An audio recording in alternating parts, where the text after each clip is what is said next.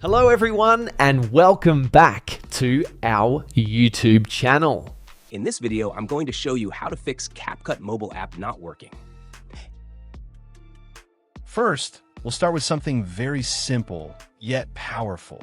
So over the time, apps store temporary files to load faster, but sometimes those files get corrupted and the app starts acting weird. To resolve this issue, we will first head over to our device settings. From here, scroll down and tap on General. Once you're in the General Settings tab, look for iPhone Storage option and tap on it. Over here, you can either search for the app or you can scroll down and look for it. Then tap on the app. On the next screen, you need to tap on the Offload app option. A confirmation pop-up will come up. Now tap on the Offload app option here. It'll take a bit for processing, and then a reinstall button will show up. Simply tap on it to reinstall the app.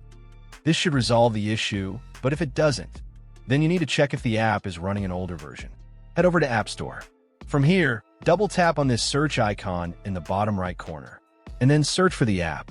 Once the app comes up in the search result, and if you see this update button right next to the app, simply tap on it to make sure you're running the latest version of the app.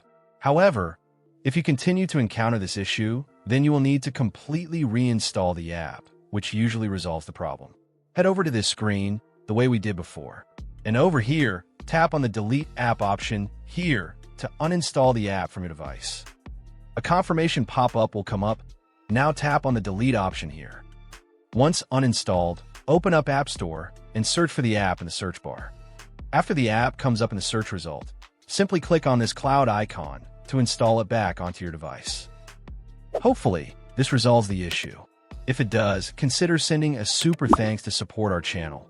And also don't forget to hit the subscribe button. We'll see you in the next video.